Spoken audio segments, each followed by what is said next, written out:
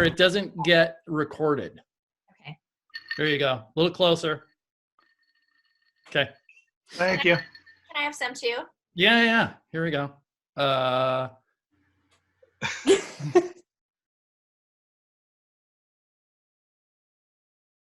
My name's Matt. And I'm Jason. And I'm Cammie. well, wait a second, Matt. You should. Okay. Hey, everybody. My name's Matt. I'm Jason. These are my notes that I kept for 30 plus years. All right, speed it up. Oh, sorry. This is my daughter, Michelle, somewhere. No. All right. I sorry to interrupt, but I think you should start over and let's Take. Hi, this is Matt, and these are the redacted MASH notes. This is Jason, who's also participating, of course, because he's also participating. And then, of course, we have Cammie, the licensed therapist, who's in one of these boxes somewhere. We also have a very special guest with us today because we didn't feel that one licensed therapist was enough. So today we also have Michelle, who's Matt's daughter and also a licensed therapist.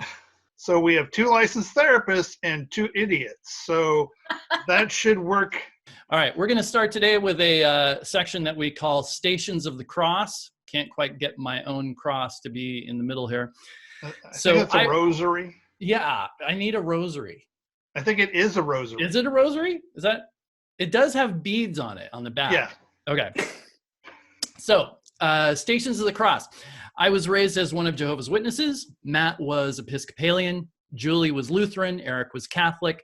Grace was some kind of born-again, foursquare evangelical high priestess. We all took our beliefs very, very seriously, except Matt, because, Episcopalian.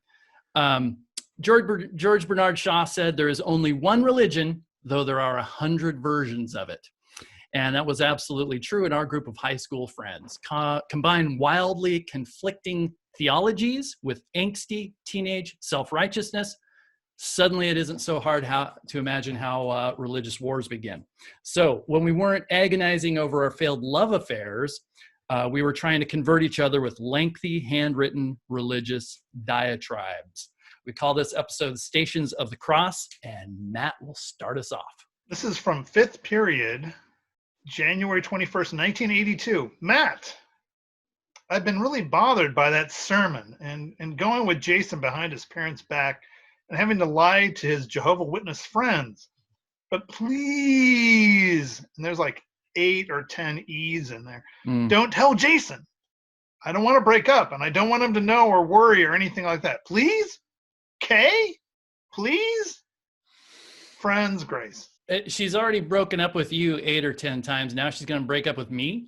And the amount of E's that there were, I mean, getting an accurate count on that, I think, is really important to know what she truly wanted to say and mean in this note. And just a reminder, if anybody wants to drink along with us today, just, take a hit every time a teenager's feelings get hurt.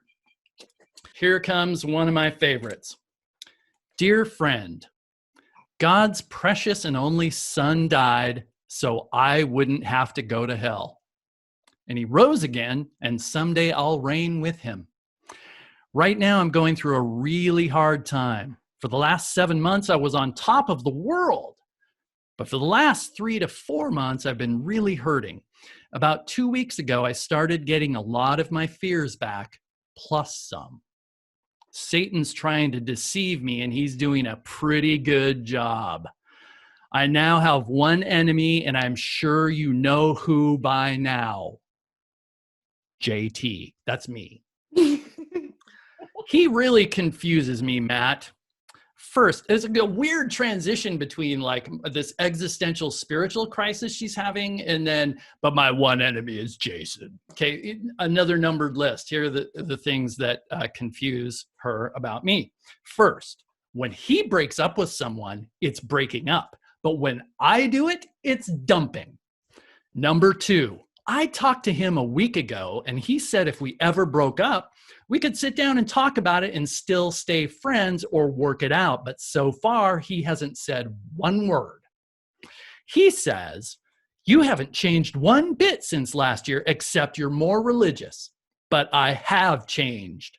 I went from religious to serving, from not caring to caring, and most importantly, from Slutsville to Christian.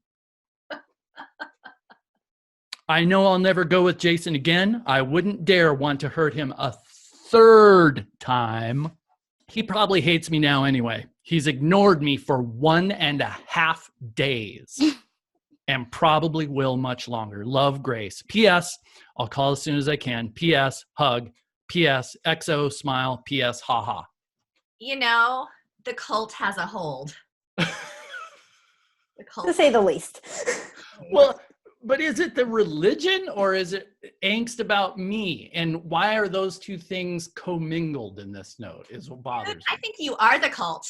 I've brought her to the brink of spiritual despair. Well, and you ignored her for 1.5 days. 1.5 days. I mean, not 1 day, not 2 days. 0.75 days, Yeah, just within acceptable. 1.5 days? You fucker. I admit the first time I dumped Jason, but this was an honest feeling. I figured if understood and could help me, we'd get back together. But it's obvious what he had said about that the week before was not true. Or at least I was honest. But I really love him, and it hurts to stay away, but I know I'll never go with him or anyone who doesn't believe the same way I do again. It causes too much pain. Yeah. And Jason did not, as you say, tries for over a year to get you back. I tried for him. Oh. I wrote him all the notes, breaking them all down and everything. He didn't do a damn thing until I had tried so hard I about gave up. I just want to interject here. She wrote all these notes breaking it down. She provided a numbered list of the problems, and it was not bitchy. And I'm hurt he'd say such things about me. I thought he loved me more than that. But that's okay. I can handle it. God's word says I can. And this isn't meant to be mean or sarcastic. I love you, Matt, but I love God more. And his word says it's my duty to try and bring others to Christ so they don't go to hell. Love, Grace. P.S. We have different beliefs, but I hope you don't hold it against me. P.S.S. I would prefer that you don't read this to Jason because then we'll not only be mad, but we'll hate my guts. But if you do, that's okay. Whatever you feel is best. PPSS. By the way, you're going to hell. What is this thing with Christians where they're like, I love you, but I love God more? Got to tell you that. Yeah. There's something here that happens a lot in therapy, and I think maybe you can relate to this, Michelle. Here at the very beginning, she says, I admit the first time I dumped Jason, but this was an honest feeling. And I'm just not aware of dumped being on the feelings list.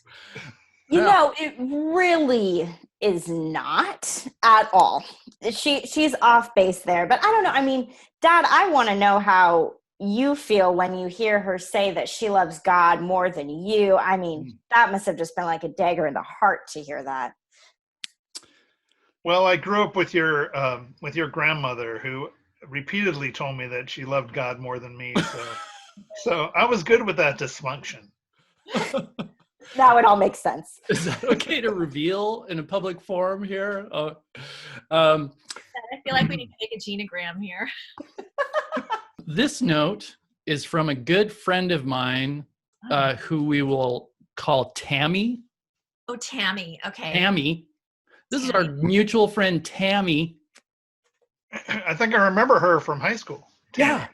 Super, super religious and yeah. Yeah, but totally cool. Also gorgeous. Yeah. Attractive to be, no doubt, but super religious. Dear Shelley, first off, I want to say to you, I love you. It's in all caps. That's why I said it that way. 2 exclamation points. Just two. Yeah. Then I want to tell you that you have been on my mind so